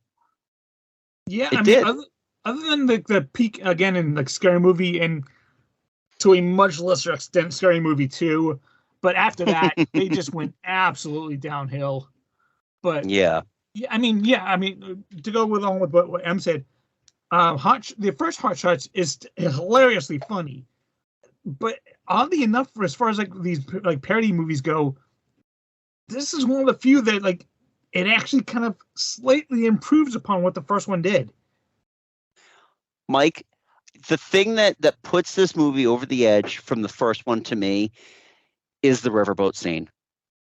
When you're getting that crossover of Charlie Sheen, and he crosses over and sees Martin Sheen doing his monologue from Apocalypse Now. They both stand up, stare, point to the go, I loved you in Wall Street. I was, first of all, the only person in the theater who got the joke. So I am laughing my ass off watching that scene then and there alone. And also Miguel Ferrer's line of war, it's fantastic. I will put that to this day. That pushes that over the edge for me. For me, it's when he's just shooting in that village. It's just like a, you know, bloodier than Rambo, bloodier than RoboCop, the bloodiest movie ever. It's a great movie. It is. I like the line specifically where the character name's gone out of my head now. What's the character? What's the love interest's name? I can't. It's gone out of my head. Yeah. Yeah. Just call her Valeria Galina. Yeah, I can't remember. Her real name. But yeah. Valeria. Yeah, I'll just call her Valeria. Where he's like, I think he says something like, what are you doing? And she was like, it's the sequel. I had to come back. It's just like, it's so self-aware, you know. And I love it. And it's like, movies just don't do that nowadays. Like, movies can be self-aware and they can be meta and all of that stuff, but they don't like do jokes like that. I You're think a long way. And again, on Disney Plus, so literally anyone can watch it. In the UK, it's on Disney Plus. It's not on the Disney Plus here. Yeah. Oh. I know it's rubbish. bullshit. I know. Anyway, UK. But anyway, I was just saying we're a long way from being able to recapture that era of parody. There's no way we can recapture that after a decade of scary movies and epic movies and, you know, all that other stuff. We have stepped so far behind the line that it's going to take us forever to get back to that. And, you know, hey, we get to live through it. So I'm happy about that. Let's move on. Oh boy. I kind of feel like we need to talk about this one for at least a minute or two. I don't know who else besides myself and Joe have seen this movie, but Falling Down. Yep. Ow. Sorry, I fell down. I got what you did there. Catherine, have either of you seen Falling Down? Not yet, but I think I'm going to. Nope. Oh God, be aware. It is I'm a aware. white male rage movie. I'm aware of the concept. I saw this. I saw it on video when it came out, but when it came out in the theater, one of the guys I went to college with was just like this, kind of like loner, always angry ska dude.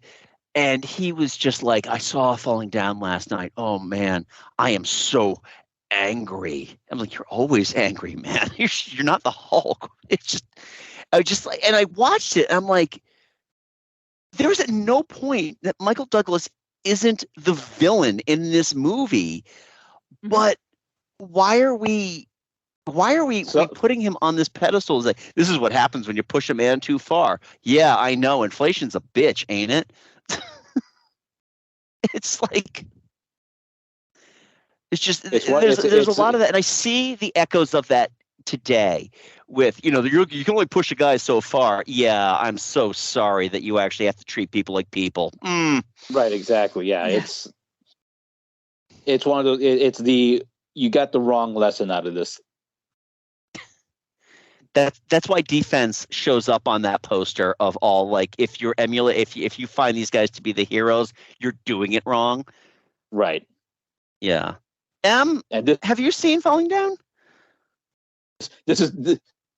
I have not, and I have literally zero interest because I've heard stuff about it, and I'm a little bit like, it's another poor cis-het white guy with troubles. Like, I don't relate to that. So mediocre white male needs to be taken seriously. I just feel, it's like, there's another movie about a mediocre white man. Like, that does not appeal to me.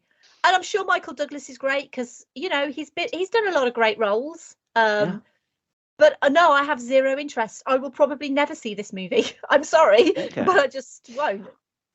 I think this movie came up. This movie came up recently on the Framed movie guessing game that I play with some of my coworkers, and one of them shared like the scene where he's ordering at the fast food restaurant. Yeah.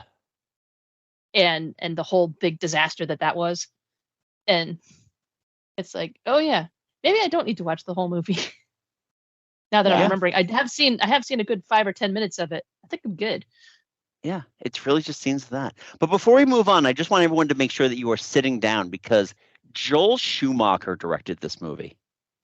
Oh, boy. Batman Forever, really? Batman and Robin. Joel Schumacher directed this movie. Good Lord. Yeah. Keep in mind, he also spent most of the 90s directing Grisham movies too. So. Oh, okay. Yeah. All right. Let's try to do rapid fire here, only because I see that we're running close to 2 hours on part 1. So I'd like to get to part 2 at some point before M completely falls asleep with the time zone and everything like that. So let's go rapid fire on some of these. The first one is Hocus Pocus. Sisters! All Hallows Eve has become a night of frolic, where children wear costumes and run amok. Amok. Oh, really, just one child. I've never seen it. Another movie. Oh, can I just say Sisters? Go for it. You just said it. Sisters! Another glorious morning. It makes me sick. This movie was reintroduced to me by every gay theater person I know, because they're all like, "You've never seen it?" I'm like, "No, I haven't." Well, you have to. So I did. I'm like, okay, well, I've done that now. Yep, I had not seen it. Again, this was another one. I only just watched it this week because I'd seen we tried watching the first half hour and we're like, ugh, I don't get it. And we put it down and I was like, I'm going to finish it. And I put it back on and it was like, okay, 30 minutes in was the wrong point at which to quit. Because after that, it really picks up and was fun. Yeah, again, it's one of those movies that's earned its cult status. Hocus Pocus lives or dies on nostalgia. It does. It has to, because You know when this movie was released? Yeah. July. Summer. July 16th. July. Yeah. No. And of course, That practical bodes- effects hold up. Yeah. Well, that also bodes well for the Disney's Haunted Mansion, which was also released in the summer instead of at Halloween. Makes no sense to me, but here we are. All right. Kid movie. Air it when you're going to take the kids to the theaters because they're not in school. That's true. All right. Here's another one. Benny and June. Never seen. Nope. Nope. I'm the only one of us who's seen Benny and June. Wow. All right. Well, all I'll say is that this is the first time I really noticed Johnny Depp as a good performer. He's quite good in this. I used to love this movie when I was like 20 and single, and now I'm just like, okay, I don't never need to watch this movie again. And once you watch it, 500 Miles from the Proclaimers will be stuck in your head forever, if it's not already. All right. This is also the U.S. release of My Neighbor Totoro. Mike, I'm assuming you brought that up, or is that Em who brought that up? Yes. Was not me. No, it right. was me. Yeah, I wanted to bring it up because obviously it came out in '88 in Japan, I believe. So it was a few years before it got its US release, but it's genuinely one of the most wonderful movies that Studio Ghibli have ever put out. It is a Hayao Miyazaki movie, and I love it. It's such a wonderfully sweet and innocent movie, and everyone should be watching it. I recently, earlier this year, saw the stage play of My Neighbor Totoro, and it honestly one of the most wonderful things I've ever seen in a theatre. Beautiful puppet work. I cried so much, but I love the movie. So the movie is wonderful. The score is wonderful. It's a Joe Hisaishi score, and I'm a big fan of Joe Hisaishi. I wanted to bring it up because I feel like Studio Ghibli is kind of more well known now than it was obviously back then, but even now, like, I feel like there's so many people out there who don't know the Studio Ghibli works just purely because they are from Japan. But everyone should watch My Neighbor Totoro. I'm curious if any of you guys have seen it. I assume Andy's seen it because Andy's seen everything apart from Cool Runnings. So Andy's not the anime guy. Yeah, no, he's not seen The Sandlot either. No, he's seen The Sandlot. Oh, that's true. Yeah. No, I haven't seen The Sandlot. You haven't seen The Sandlot? No. Oh, No. Okay. Joe, we had sorry. this conversation. I'm sorry. But yeah, no, actually, what's weird is Mike and I earlier this year did a 4-week look back at the Studio Ghibli movies. This was not on our list, only because we wanted to hit Spirited Away, Princess Mononoke, we did Howl, and then we did an early one. Mike, do you remember what was the early one we did? Castle in the Sky. We actually did did a Twitter poll, and My Neighbor Totoro was on that list. Just was not picked. So I think we need to revisit this one. But I mean, we all know what Totoro is. It's actually like the kind of the unofficial mascot. Well, that's the thing. For in '93, anime was still very much a niche genre. As somebody, as somebody anime lover who's been watching it since the late '70s, this was back in the days when it was still called Japanimation. Anime wasn't even a word. So for a lot of people, for a lot of international audiences, My Neighbor Totoro was really their first exposure to anime and to like a true anime film. Yeah. And for as much as I love anime and I have got unending respect for Miyazaki, this is actually one of my it's not one of their better. Honestly, it's not one of their. I don't think it's one of their better movies. This is one of my blind spots. This one I have not seen. But for me, Howl's Moving Castle. I prefer Howl's Moving Castle. Say it's like one of their better movies, but Howl's Moving Castle is up there.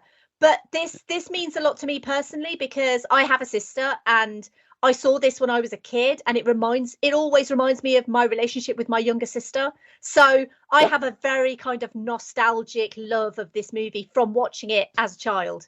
So it, like most things, it's the same with something like Hocus Pocus. You know, if you've watched it as a child, you'll love it as an adult. If you watch it as an adult, you might go, oh, what is this? Same with My Neighbor Totoro, really. It's not the best that the studio has put out, but it's just the sweetest, most innocent, lovely thing. You know, and Totoro as a character is so wonderful. Like I'm in love with this movie, and I have done an episode on it, so I could talk about this movie for a while. Yeah. I also, Joe, I thought I heard a bottle breaking in the back. I'm like, thank God she's 5,000 miles away. All right. Exactly. That's when all the Britishisms come out, like, oi, like, oh shit, Joe. I believe in Japan they actually showed this on a double bill with Grave of the Fireflies, oh my God. Yeah, well, they showed Grave of the Fireflies first, and then they showed this because they were afraid that if people just watched Grave of the Fireflies, they'd leave and commit suicide. So they had to have some amount of joy. Oh no, Andy, that is you want to see an animated feature that will like destroy you. I'm aware. Yeah, I'm aware. Yeah, no, I don't need that in my life. It's one of those that I wholeheartedly recommend Grave of the Fireflies, but only watch it once because I've seen it twice in my life and it destroyed me both times. So it's a beautiful movie, but I'm a little bit like, My Neighbor Totoro is so lighthearted and lovely, and then literally like Grave of the Fireflies destroys your soul. Oh. So that's basically how they release movies. Our Studio Ghibli released movies in 1988 in Japan. But watch My Neighbor Totoro. It's a lot lighter and a lot easier to manage, but Well, let's put some color back in M's cheeks here because there's a movie I know that you unapologetically love, and that is Super Mario Brothers. Yes. From Hollywood Pictures, the Mario Brothers are out to rescue a kidnapped princess who will take them out of this world into another dimension. Where are we? Luigi! Get him! Are you all right? Super Mario Brothers. This ain't no game. I love Super Mario Brothers. I love it. Again, I watched it all the time when I was a kid. So I have such a nostalgic love for it. And then I basically guested on a podcast. This was a few years ago now. And the guys on that podcast were like, what do you want to do? And I was like, Super Mario Brothers. And they were like, really? And I was like, yep. So I bought it on DVD and I watched it again. And I was like, this movie isn't great, but I still love it. You know, it's like, it's not a good movie, but I really love it. And the more that I learn about this movie and how actually technologically advanced the movie was when it came to like the visual effects, it was actually pretty groundbreaking. It's one of those stories that I really want to do an episode on because it really does warrant it. But this year, obviously, with the other Super Mario Brothers movie that's come out, a lot of podcasts have covered Super Mario Brothers. The 1993 one, because the animated one came out and they were doing the animated one's out, so let's go retrospective and look at the old one. So I've kind of held off a little bit on that regard, but I so desperately want to do a Super Mario Brothers episode because it's technologically a really important movie for Hollywood, but you wouldn't think because no one likes it and everyone takes the mickey out of it. But I love Bob Hoskins. I love him. Well, the other thing is technically, in terms of technology, it was pretty advanced. But the only problem is it came out at the same year as the most technologically advanced movie that came out in that year. Yep. Yeah. Yeah. Well, that's the thing. Yeah. That's exactly the thing. So people will herald Jurassic Park, and so they should, because Jurassic Park is wonderful. and genuinely one of my favorite movies of all time. But you forget Super Mario Brothers because it came out at about the same time. It also had a dinosaur in it, and it doesn't really hold up as well, shall we say, to be nice. But I love it. I love the grimy, dark aesthetic. I love the fact that it's like they said, oh yeah, let's do a Super Mario Brothers movie and let's do nothing like Super Mario Brothers. Like, let's completely make it up as we go along. Bob Hoskins was like, yeah, let's get pissed during filming. It's cool. So everyone was drunk. Like, him and John Leguizamo were drunk all the time. But I love it. I genuinely love it. I'm assuming the rest of you absolutely hate it, but I love it. So I will always advocate for Super Mario Brothers because I love it. In my defense, I've never seen it and could not find it streaming anywhere for love or money. Yeah. In my defense, I only saw it the one time, and quite honestly, my biggest issue with it was that, and this was an issue with a lot of movies at the time, just trying to explain why things are the way they are. And it just, I don't know. It's just, I don't know. If I go back and watch this movie now, is it going to be fun camp? Yeah. Or it's just fungus. Like, trust the fungus. Okay. Yeah. I remember watching it, like, we rented it on VHS probably back in the day, and I remember watching it then. We watched it a couple times at that, and I was like, I was expecting something else. And it's kind of goofy fun, but even back then I was like, I don't think I like this one as much. So I don't know. I haven't watched it in years, so I can't say for certain. You know, maybe if I rewatch it, like you say, Andy, it'll be campy fun, but eh. So what about the next movie on our list here, which is Robin Hood Men in Tights? I know, Em, you've got a lot to say about that one too. Carrie Ellis this is is the thing, because Robin Hood Men in Tights is one of the most downloaded episodes of my podcast of all time. So people love Men in Tights, and clearly there is so much love out there for Robin Hood Men in Tights. And yeah, again, this is one of the ones that I watched all the time as a kid. So I love this movie. This is my Robin Hood.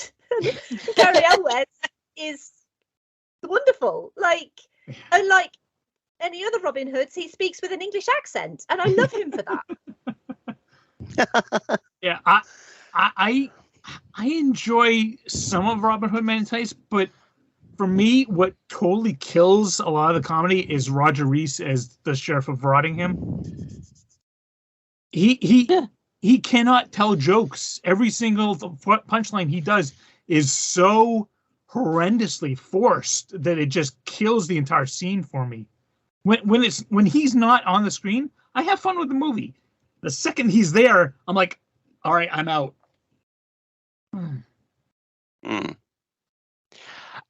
I think for myself, a lot of it is because I'm such an old school Mel Brooks fan that seeing it kind of move into that zazz style of comedy, it's just like I think I've gone on record before saying I'm not the biggest fan of Spaceballs for that reason. It's like just the more like tongue-in-cheek, on-the-nose type of parody. I'm not as a big of a fan of as, you know, like some of the other stuff, especially Young Frankenstein, just the subtleness and just the slyness of that humor. And that's kind of more of a me thing than it is anything else. But no, I do understand. A lot of people love this movie. And yes, Carrie Elwes, he's so beautiful. He is so beautiful, and he is so funny. He does humor very well. Yeah. I do love Blinken. So, all right. Well, let's move on to something else. We're going to forget about the fact that Isaac Hayes and Dave Chappelle are in it. Oh, God, I forgot about Isaac Hayes. I knew about Dave Chappelle, and quite honestly, I'm so mad at Dave Chappelle, so I don't want to. I know. And Avery Schreiber has a small part. Dom DeLuise. Who's Isaac Hayes? He's a is he Dave Chappelle's like dad? Yeah. Yeah. Okay. Yeah. Yeah. My husband wants to point out that it was the end of the Eric B. and Rakim / MC Hammer era. Ah. Okay. The meeting of Little John and the whole like, fighting on the bridge scene, that is absolutely hilarious. Yeah, that was fun. The quarter steps keep getting smaller and smaller, and Dave Chappelle's like, "What? I'm on the left bank. I'm on the right bank. I'm on the east side. I'm on the west side. It's not that big of a deal." All right. Well, like I said, we have a ton of movies to talk about. So why don't we do this? Everybody take a look at the list and pick one more movie you just want to spend a minute or two talking about. And I will extend that out first to our guest, M. M, out of what's left on this list, pick one movie you want to. Okay, I'm just going to go Wayne's World 2 because I love Wayne's World, and Wayne's World 2 was one of those movies that, it didn't quite match the original, but it's still a very funny movie and kind of a little bit underrated, I think, with all of the issues with like Penelope Spheris and all of that. But it's no Wayne's World, but it's okay. Like, it's still a lot of fun to watch. So there was a time actually I thought this was the better of the two movies. I mean, then I went back and I watched Wayne's World and realized that yes, that movie is in fact brilliant. Well, that's the thing. I haven't seen Wayne's World 2 in forever, so I'm fairly certain that my opinion has not held up at all. But that's just me. All right, Katherine. All right. I'm gonna say I'm just gonna point out that the piano won 3 Oscars. One of them was Anna Paquin, so that was cool. But I'm actually going to talk a little bit more about The Age of Innocence, based on the book, and it was, a good period piece. It's very, very much what the book was about, but I haven't seen it in a very long time. And I feel like I might watch it again to appreciate it, but I was so mad at the ending. But that's kind of the way the author's life went. So right. I feel like with that movie, especially with kind of like the, Scorsese, with Killers of the Flower Moon and all that people aren't talking more about the other movies that he's done that weren't mob films. And this is one of them. So I think this was kind of gotten forgotten to history, but I remember liking it. Yeah, it's about all the sex that doesn't happen, and that's probably why it doesn't get remembered. But that was the author's life, was that, she just had this affair that lasted very briefly, and the guy ditched her, and that was it, and she was miserable. The way she wrote was like she would just write while she was in bed and put pages on the floor, and her servants had to like pick them up and organize them, and that was how her books came out. Wow. Yeah. Interesting. All right, Katherine, thank you. Joe. I really don't have anything. I think pretty much. I think we've covered everything you would like to have covered. Yeah. Yep. Okay. How about Mike?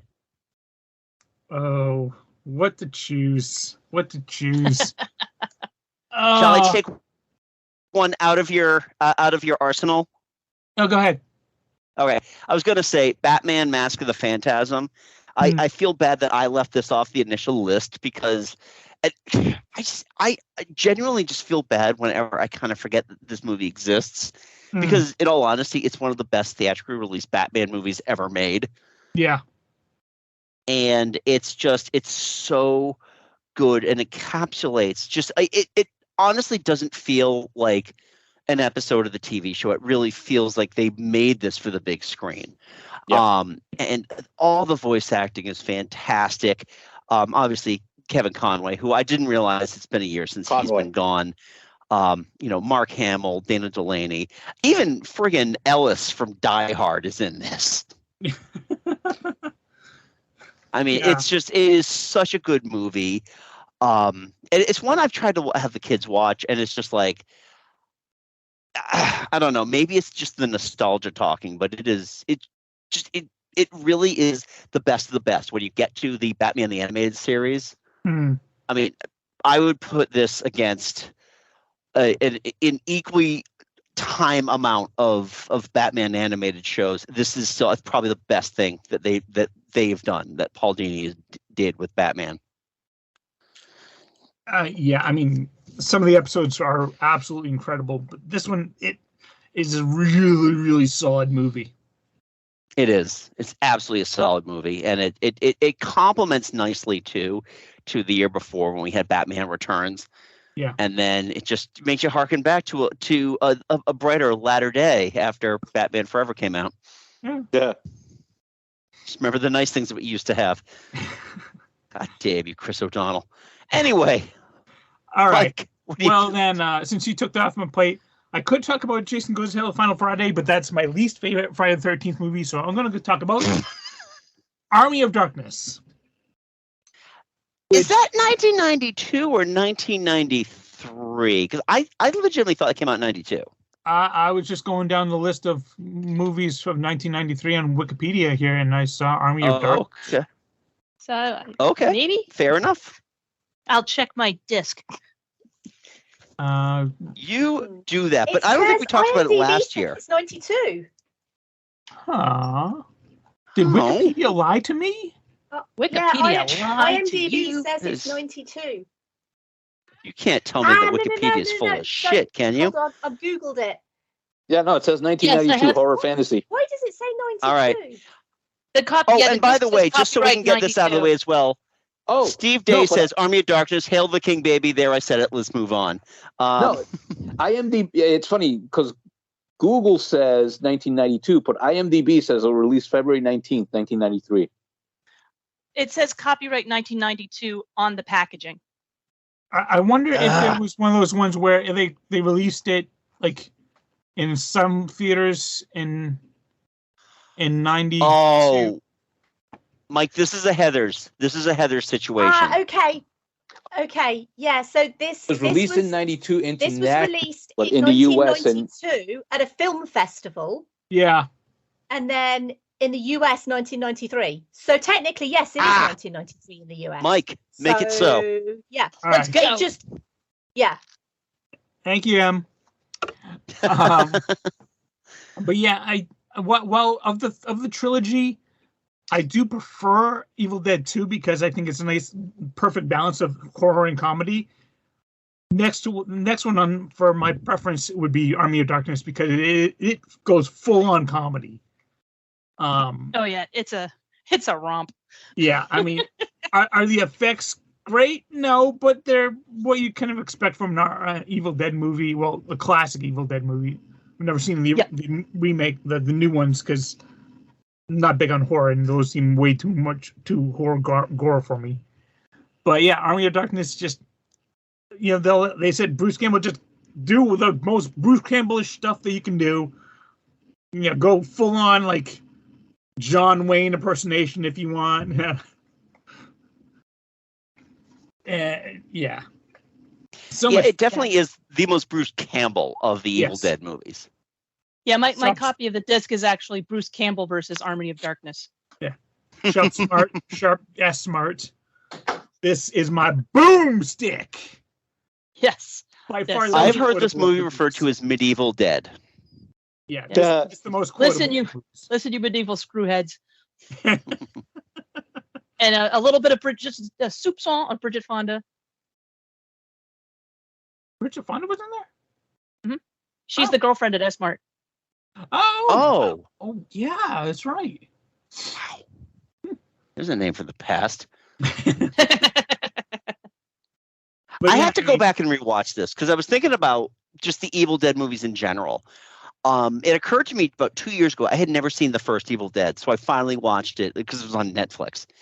But I got to go back and watch Evil Dead 2, which I know I own on DVD.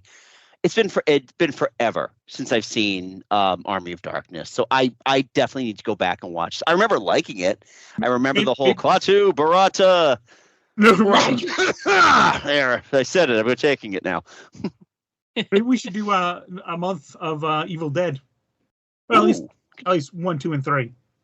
Yeah, 1, 2, and 3. I think we could touch on the remake as well that just came out. I've heard that they're not remakes; they're continuations. Okay. Well, it's basically just like the Necronomicon curse gets released again and kills a bunch of people, and they got to fight back against it. Ah, okay. Yeah. There's like something about how there's multiple copies in different cabins across the world, just waiting. Yeah, so it's a sequel. It takes place in the same universe, but it's not really connected to it in a direct way. I mean, Evil Dead 2 rehashes Evil Dead 1 in the first half, so. And Army of Darkness rehashes the ending of Evil Dead 2, so they're all loosely connected. And you stole that from Steve Allen. So, all right. Em, any thoughts on Army of Darkness before we sign off for part 1 of our epic 2-part episode, and everyone can go to the bathroom? Do you know, it's one of those, I haven't seen it in such a long time, and I recently bought the triple disc Blu-ray, so I've got Evil Dead 2, Army of Darkness.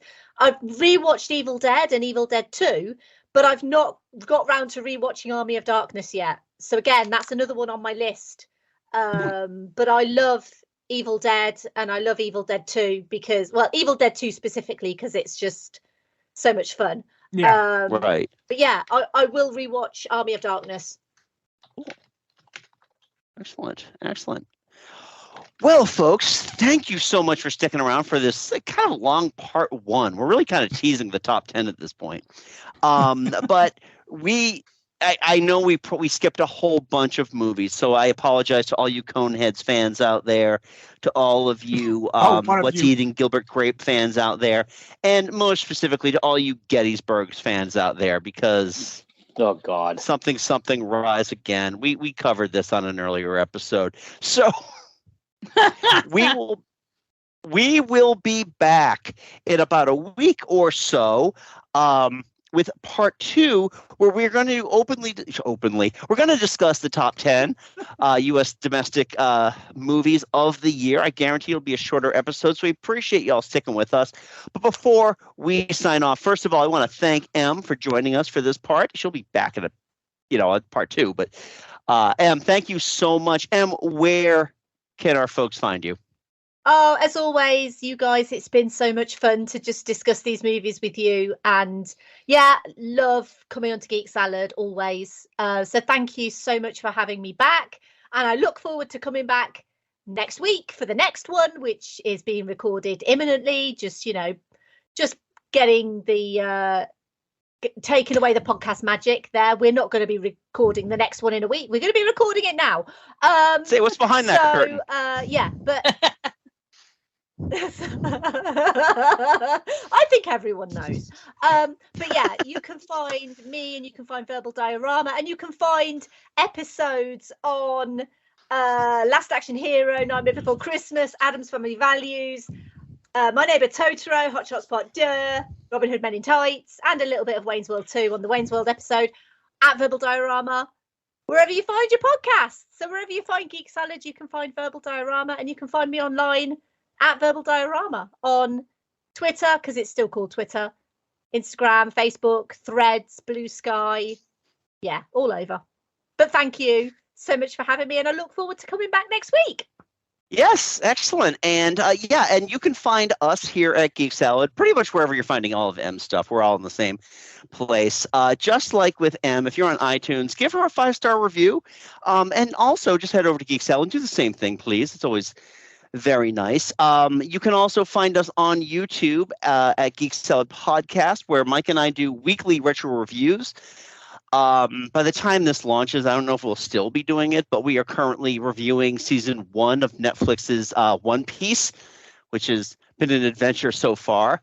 But you can also check out our past reviews as well. We are on all of the socials. We are on Facebook at Geek Salad Podcast and at Geek Salad Radio at all the usual suspects, Twitter, Blue Sky, and Threads.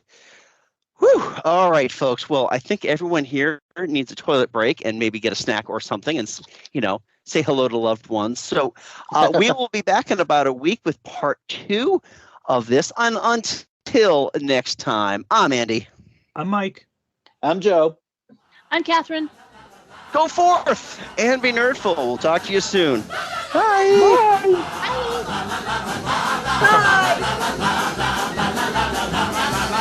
We're men, manly men, we're men in tights. Yes! We roam around the forest looking for fights. We're men in tights. We run from the rich and give to the poor, that's right. We may look like pansies, but don't get us wrong or else we'll put out your lights. We're men in tights, tights. Always on guard, defending the people's rights. When you're in a fix, just call for the men in tights. We're bunch. I'm so tired. We get up at 5. At first, I thought they'd handed me the wrong dossier. I couldn't believe they wanted this man dead. 3rd generation West Point, top of his class, Korea, airborne, about 1,000 decorations, etc., etc. I loved you in Wall Street.